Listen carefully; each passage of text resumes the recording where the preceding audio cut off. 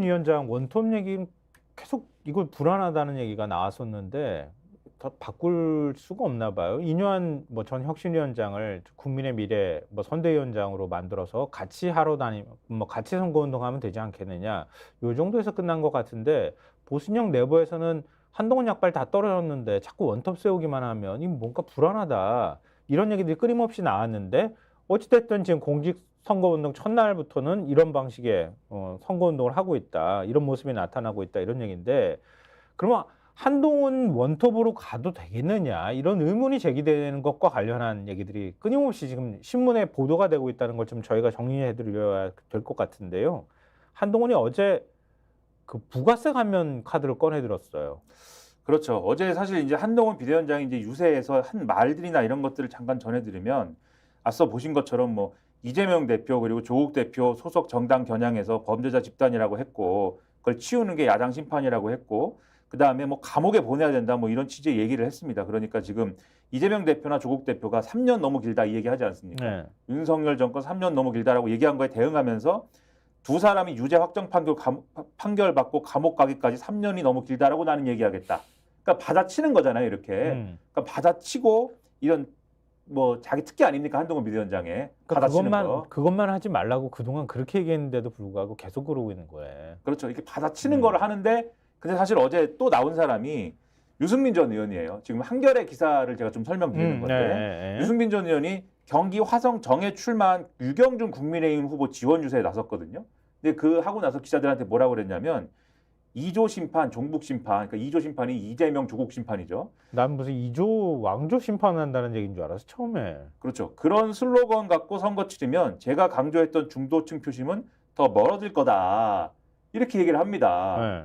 그런데 그거를 한동훈 비대위원장은 막 하고 있는 거예요, 지금. 그러니까 이것도 사실은 맞는 거냐라는 의문이 제기되는 가운데 제가 앞서 좀 마구 던지고 있다고 말씀드리지 않았습니까? 네. 뒤에 좀 얘기하겠지만 서울 개발 심리를 부추겼다. 기사에 이 내용이 있어요. 광진구 유세에서 서울은 오래되고 제대로 된 개발을 한 적이 없다. 국회 때문에 막혔던 고도 제한 개발 제한을 여의도부터 광진에 이르는 한강벨트에서 모두 철폐할 것이다. 이렇게 주장을 했다. 그리고 남양주 유세에서는 주민 뜻에 따른 서울 편입을 약속을 했고 의정부 유세에서는 경기 분도를 거론을 했다.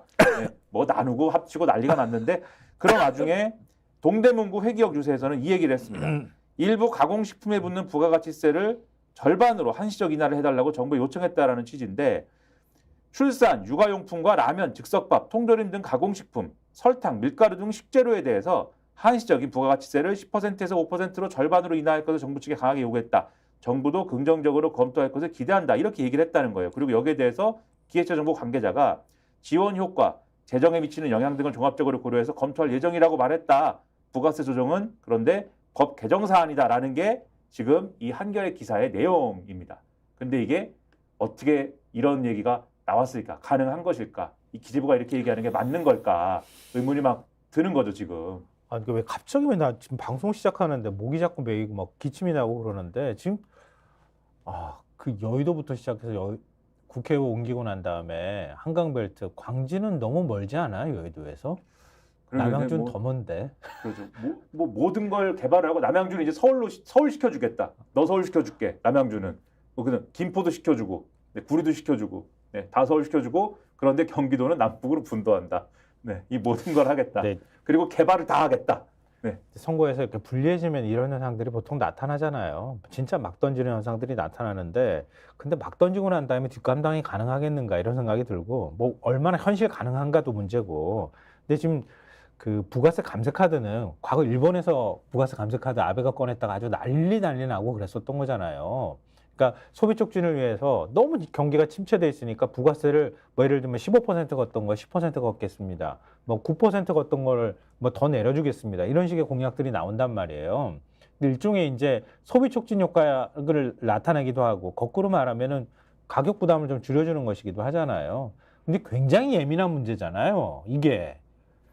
이걸 그렇죠. 그냥 막 던지는 거야, 그냥. 그것도 5%를 깎아주겠다고. 예를 들면은 부가세를 그러니까 저는 1차적으로 이 얘기 듣고 의문이 든 게 부가세를 그러니까 깎아주겠다라는 취지가 지금 물가의 고물가에 의한 서민의 부담을 지금 줄여줄 수 있다라는 취지로 지금 얘기하는 거잖아요. 그렇죠. 그 대책으로 내놓는 거잖아요. 근데- 그래서 뭐 기저귀나 뭐 그렇죠. 생필품에 해당 라면이나 이런 거 깎아주겠다는 거잖아요. 근데 그러면은 부가세를 예를 들면 지금 얘기할 내용을 제외하고 제가 말씀드리면 부가세를 10%에서 5%로 깎으면 제가 당장 먹는 라면이 예를 들면 하나에 예를 들면 뭐 700원이다라고 치면 부가세 10%를 5%로 반을 깎아줬으니까 그러면 라면이 단 몇십 원이라도 당장 이 깎아준 다음 날 가격이 내립니까? 저는 그게 궁금해요. 왜냐하면 700원에 10%가 붙어 있으니까 770원이라 치면 770원에 70원에 35원을 빼면 735. 아니, 원래 근데- 770원이었다 치면 735원이 된다는 거잖아요. 근데 그거라도 가격이 내리냐라는 거예요. 왜냐하면 이 말씀 왜 드리냐면 부가세를 우리가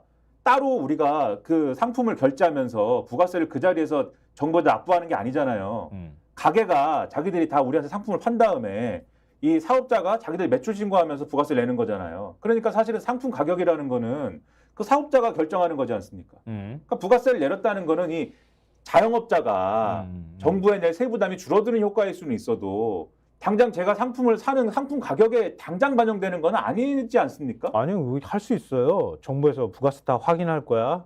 무조건 5% 빼는지 안 빼는지 확인할 거야. 너 어차피 세금 5% 깎이잖아. 뭐 이렇게 나오면 다 내리긴 하겠지. 그 이제 그것도 이제 저는 웃기고 그렇게 추가적으로 할 거냐 그것도 웃기고 그리고 이제 부가세라는 게 사실 정부의 3대 세수의 원천인데 그럼요. 소득세, 법인세, 부가가치세인데 이거는 성경부터 시작하는 거야. 그렇죠. 이 부가가치세를 10%인 상황을 지금 일부 품목에 한정한 거지만 반을 깎아준다라는 건 엄청난 세수 부담이 되는 거거든요. 근데 그거를 함부로 이렇게 선거 앞두고 한다고 했을 때 기재부가 검토할게요라고 얘기할 수 있는 거냐 과연 그게 이상하다라고 쓰는 이 신문이 있습니다. 동아일보 일면 보여주세요. 네. 한 부가세 10%에서 5%로 내려주겠다고 하는 얘기와 함께요. 제목에 총산업 감세카드 논란이라고 되어 있습니다. 대통령실에서 기재부에서 검토할 예정이다 이렇게 밝혔다는 것까지 소제목에 달려있긴 한데요. 내용은 사실은 반대라고 봐야 되는 거죠. 기재부에서 이거 다 기재부 입장에서는 이건 마땅치 않은 얘기잖아요. 그렇죠. 그래서 이 기사를 보시면은 이렇게 표현이 되어 있습니다. 사과, 대파 등 고물가 문제가 여당의 총선 악재로 작용하고 불리한 판세가 나아지지 않자 부가세 인하 카드를 들고 나선 것이다라고 해설을 하는데 경제 전문가들은 일부 품목에 대해서만 부가세율을 내려준 방식이 전례가 없고 법개정사 아니라 야당의 동의가 있어야 된다라면서 생필품 부가세를 절반 인하하면 세수 감소폭이 조 단위에 달할 수 있다라고 지적했다라고 돼 있습니다. 맞아요. 이 기사가 이제 뒤에까지 이어지는데 뒤에 이제 동아일보 4면에 일 보시면은 부가세 인하 반대하던 기재부 한 요청에 검토 이렇게 돼 있어요. 네. 이어지는 기사인데 이 얘기에 대해서 기재부는 일단 검토하겠다는 입장이다라고 돼 있지만 하지만 기재부는 그동안 여당이 고물가 대책으로 생필품에 대해 부가세를 한시적으로 내리는 방안을 정부에 건의했을 때 부정적인 의견을 내비쳤던 것으로 전해졌다. 이렇게 돼 있어요.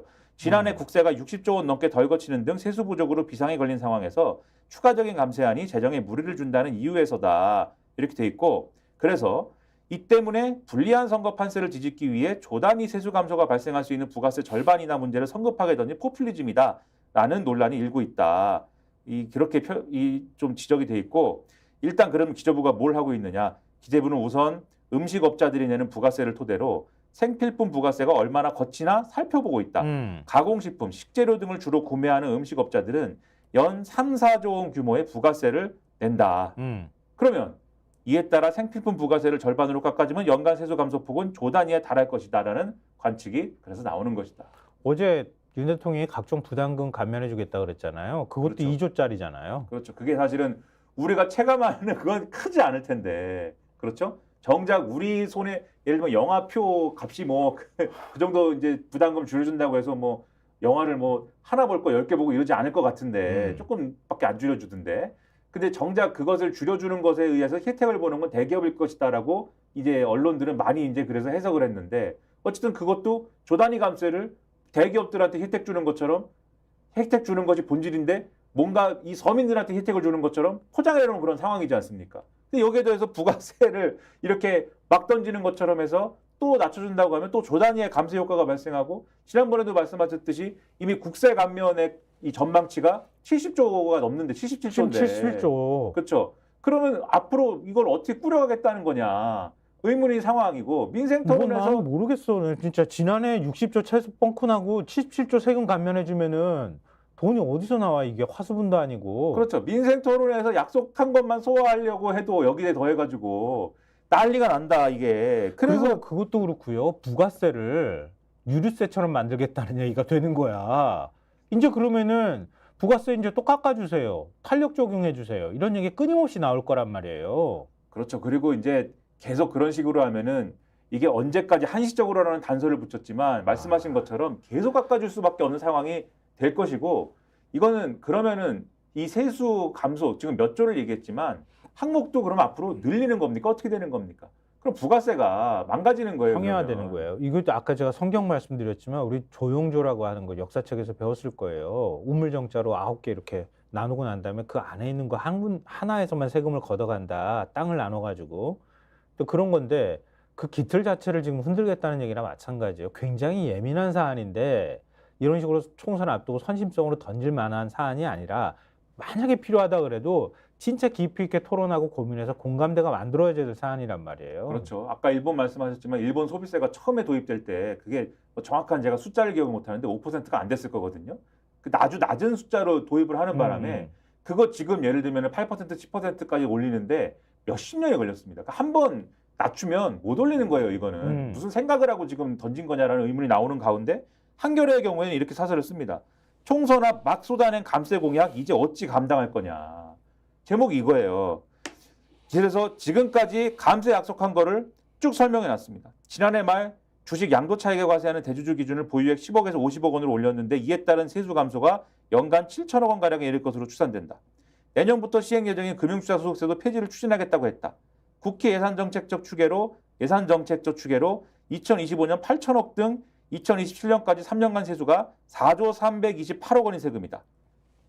그리고 이거와 더불어서 가업 상속공제 확대 방침을 밝힌 등의 감세안에 덧붙여 앞서 말씀하신 9개 법정 부담금 중 32개를 폐지하거나 감면해서 2조 원가량 줄이겠다고 했고 이를 모두 반영해 7월 말 세법 개정안을 마련하면 정부 수익 감소 규모는 법인세, 종부세 감세를 쏟아부은 윤석열 정부 1년차 세제 개편안에 버금가는 규모가 될 수도 있다. 그 외에도 민생토론에서 약속한 수도권 교통격차 해소, 국가장학금 확대, 원전개발 지원, 제2대동연구단지 건설, 연구단지 건설 다 약속했는데 이게 다 30조 4조 원, 3조 4,500억 원 이러면 쓸 곳은 많은데 세수를 줄이고 게다가 건전재정까지 하겠다면서 재정적자를 줄이겠다라고 하면 길은 하나뿐이다. 기존 지출 가운데서 줄이는 것이다. 올해 관리재정 수지 적자 비율을 3% 이내로 맞추느라 연구개발 예산을 마구잡이로 삭감한 것과 같은 사태가 재현될 게 뻔하다. 이렇게 얘기를 하고 있는 거예요. 스픽스는 말하는 언론입니다. 대세는 유튜브, 그중에서 스픽스. 좋아요, 댓글, 구독, 알림 설정. 여러분이 저희를 사랑해 주시고 우리가 여러분을 사랑하는 4가지 방법입니다.